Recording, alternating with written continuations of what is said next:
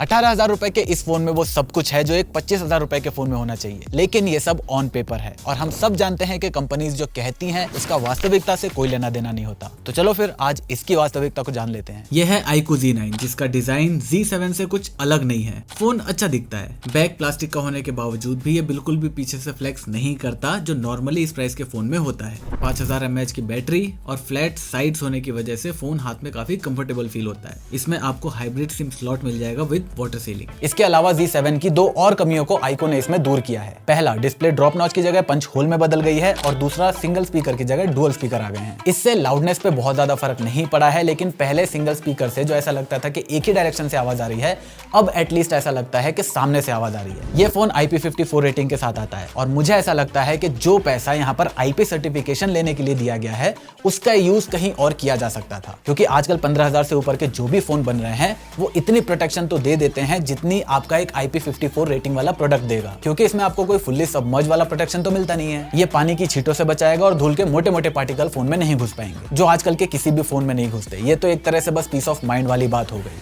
और मेरे हिसाब से being an enthusiast brand iQOO यहाँ पर इसके पैसे बचाकर अल्ट्रा वाइड सेंसर दे देता तो ये फोन ज्यादा कंप्लीट दिखता। नेक्स्ट पॉजिटिव या नेगेटिव बताने से पहले let's talk about some positives of AI। ये है Odoo, जो एक open source business app management tool है जिससे आप अपनी खुद की वेबसाइट बना सकते हो इन जस्ट 4 सिंपल स्टेप्स। आपको odoo.com पर विजिट करना है और इन एप्स में से वेबसाइट बिल्डर को चूज कर लेना है। रजिस्टर करने के बाद सिर्फ 4 स्टेप में आप अपनी वेबसाइट बना पाओगे। Select the objective of your website, जैसे मैंने अपने टेक जंकीज चैनल के लिए एक इलेक्ट्रॉनिक स्टोर बनाया है। Second step is choosing the colour palette. आप यहाँ पर खुद का लोगो वगैरह भी डाल सकते हो जिससे वो वहां के कलर पैलेट को चूज कर लेगा अपने आप। इसके बाद आपको फीचर्स बताना है कि आपके वेबसाइट पर क्या क्या चीजें, क्या क्या ऑप्शंस रहेंगे, और लास्ट में आपको इन 3 थीम्स में से कोई सा एक चूज कर लेना है और आपकी वेबसाइट हो गई रेडी। इस बनी हुई वेबसाइट के अंदर आप अपने हिसाब से बहुत सारे कस्टमाइजेशन कर सकते हो। और अभी तक तो मैंने आपको बेस्ट पार्ट बताया भी नहीं, Odoo के अंदर आप कोई भी एक ऐप लाइफ टाइम के लिए फ्री में यूज कर सकते हो। प्लस आपको 1 साल का कस्टम डोमेन बिल्कुल फ्री मिलेगा और लाइफ टाइम होस्टिंग बिल्कुल फ्री में मिलेगी। तो डिस्क्रिप्शन पर दी हुई लिंक पर जाओ और odoo.com को चेकआउट करना बिल्कुल भी मत भूलना। चलो अब बारी है स्क्रीन की, और ऑन पेपर ये एक 30,000 रुपए की स्क्रीन है। 120 hertz full HD plus AMOLED with HDR, जो नेटफ्लिक्स पर भी कंपेटेबल है। इन डिस्प्ले फिंगरप्रिंट स्कैनर और 1800 निट्स की ब्राइटनेस। मतलब ऑन पेपर ये मेरे 15 Pro Max जितना ब्राइट है, लेकिन एक्चुअली में ऑब्वियसली नहीं। देखो, स्क्रीन ब्राइट है इतनी कि आपको धूप में शायद कभी भी ऐसे करके देखने की जरूरत नहीं पड़ेगी, लेकिन ये 1800 निट्स केवल लोकल पीक ब्राइटनेस है, जहां तक ये फोन कभी भी नहीं पहुंचेगा। बाकी इसमें कलर्स बहुत अच्छे रिप्रेजेंट होते हैं, ड्रैगन टेल की ये वाली प्रोटेक्शन भी दी गई है। और हाँ, मैंने सुना था कि Dimensity 7200 में कोई इनकोडर की प्रॉब्लम है जिसकी वजह से डिस्प्ले एक्स्ट्रा शार्प दिखती है, और अच्छी बात यह है कि एटलीस्ट इसमें वो प्रॉब्लम नहीं है और डिस्प्ले को जितना शार्प होना चाहिए उतना ही है। बस दिक्कत यहाँ पर यह है कि फोन में आपको ऑलवेज ऑन डिस्प्ले जैसा कुछ मिलता है। अब मुझ जैसे अनपढ़ ने ऑलवेज का मतलब हमेशा समझ लिया, लेकिन यहाँ पर केवल 5 सेकंड के लिए डिस्प्ले ऑन रहती है। सबसे पहले इसे Redmi ने इंट्रोड्यूस करा था, अब इसे iQOO भी यूज कर रहा है, और मुझे नहीं लगता कि ये कोई सॉफ्टवेयर अपडेट से फिक्स होने वाली चीज है, क्योंकि Redmi में इसे ठीक करने का ऑप्शन है। डेवलपर ऑप्शन में जाकर आपको ऑप्टिमाइजेशन को बंद करना पड़ेगा। तो मेरे हिसाब से ये चीज बैटरी ऑप्टिमाइजेशन के लिए करी गई है, इसीलिए इसका कोई फिक्स नहीं आएगा। तो किसी झूठी उम्मीद में मत रहना। उम्मीद से याद आया, let's talk about it's performance, क्योंकि इसके अंदर आपको 8 GB की LPDDR4X रैम और 128 GB की UFS 2.2 स्टोरेज मिलती है, जिसे देख के मुझे लगा था कि ये प्रोसेसर को थोड़ा बॉटलनेक करेंगे, लेकिन ऐसा होता नहीं है। 18,000 रुपए के अंदर मैं गारंटी से कह सकता हूं कि इससे अच्छा परफॉर्म करने वाला फोन मार्केट में अभी अवेलेबल नहीं है। इसमें Dimensity 7200 प्रोसेसर है, जो Snapdragon 782G से भी बहुत अच्छा प्रोसेसर है, अगर आप उसे अच्छे से ऑप्टिमाइज कर दो तो।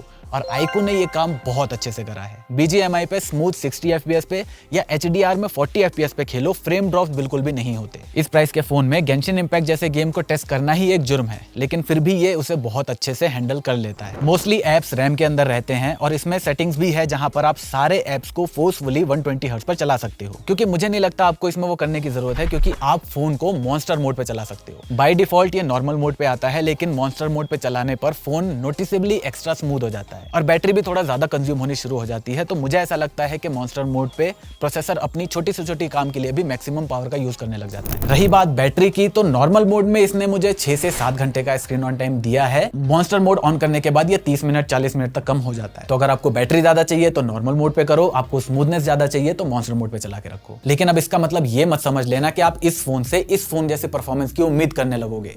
फोन आपको टाइम टू टाइम ये बताता रहेगा कि भाई तुमने इसके लिए 18,000 रुपए ही दिए हैं। कभी कभी ऐप खुलने बंद होने में जिटरनेस भी फील होगी, लेकिन ओवरऑल फोन बहुत स्मूथ चलेगा। इसके अलावा इसमें इन डिस्प्ले फिंगरप्रिंट स्कैनर भी है, जिसका रिजेक्शन रेट बहुत कम है, जो बहुत अच्छी बात है। हाँ, हैप्टिक्स पे जरूर यहाँ पर पैसे बचाए गए हैं, लेकिन ओवरऑल अगर मैं प्रोडक्ट को देखूं तो ये बहुत छोटी सी कंप्लेंट है। हाँ, जहां इसने कंप्लेंट का एक भी मौका नहीं दिया वो है इसके cameras. This is a single camera phone. हाँ, ये जो दूसरा सेंसर दे रखा है ये किसी काम का नहीं है, बस है यहाँ पर। लेकिन ये जो सिंगल सेंसर यूज करा है ये बहुत अच्छा यूज करा है। इसी वजह से ये जो 2x फोटोज लेता है वो डिजिटल जूम वाली लेता है, लेकिन फोन बिल्कुल भी पता नहीं चलने देता। Like this is very tough situation for any camera, even for the flagship. लेकिन फिर भी यहाँ पर देखो, एक 40,000 रुपए के फोन के सामने इसने कितना बेटर काम किया है। अब आई नो ज्यादा लाइट का मतलब बेटर फोटो नहीं है, लेकिन इन दोनों में से अगर आपको यूज करनी होगी आप कौन सा करोगे ये आपको भी पता है। बाकी जब लाइट अच्छी रहती है तो उस टाइम पे ये बहुत ही कमाल की फोटोज निकालता है। HDR बहुत कमाल का है। बाकी दिन में भी फोटोज बहुत कमाल के निकल के आते हैं, कलर्स बहुत अच्छे हैं, डिटेल्स बहुत अच्छी हैं। इवन आर्टिफिशियल लाइट के अंदर भी स्किन टोन से लेके डिटेल्स और कलर एक्यूरेसी सब कुछ बहुत ऑन पॉइंट रहता है।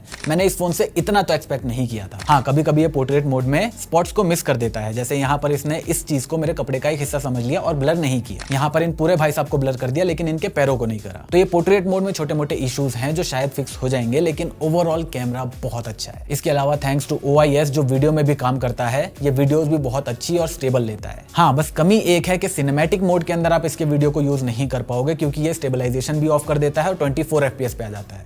और मैंने बहुत कोशिश करी अपने आप को जस्टिफाई करने की कि कैसे मैं इसके सिनेमैटिक मोड का यूज एक्चुअल लाइफ में कर सकता हूं, लेकिन मुझे एक भी सिनेरियो नहीं मिला। उसके अलावा जो सबसे बड़ी प्रॉब्लम Z7 के अंदर भी थी वो इसके अंदर भी है। यहाँ पर भी आपको अल्ट्रा वाइड सेंसर नहीं मिलता, जो इस प्राइस की रेंज में मैं iQOO जैसे ब्रांड से तो एक्सपेक्ट करता हूँ। लेकिन इन कमियों को अगर हम छोड़ दे तो मैं इजीली कह सकता हूँ कि ये फोन 20,000 रुपए के अंदर आपको बेस्ट कैमरा देता है। चलो अब बात करते हैं इस फोन के सबसे आखिरी और मेरे सबसे नॉट सो फेवरेट चीज के बारे में, जो है UI।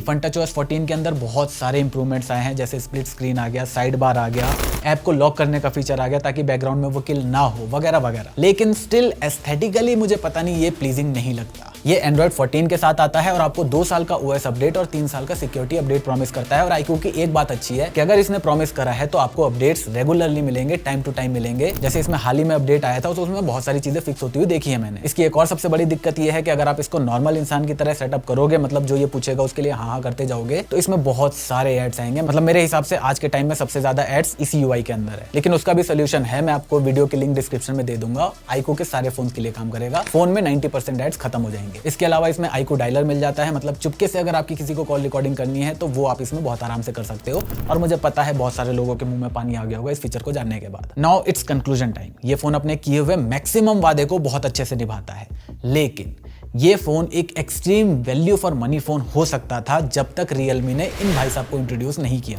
हाँ, iQOO स्टिल इससे अच्छी परफॉर्मेंस देगा, लेकिन एक बार इसके डिजाइन और कैमरा सेंसर की तरफ देखो तो ये देख के काफी अच्छा लग रहा है कि ब्रांड्स दोबारा से हमें 20,000 के अंदर बहुत अच्छे अच्छे ऑप्शंस देने लगे हैं। लेकिन क्योंकि मैंने इस फोन को टेस्ट अच्छे से नहीं करा है तो उसके बारे में बाद में बात करेंगे। अभी के लिए मेरे हिसाब से 20,000 रुपए के अंदर this is almost the best phone for everyone.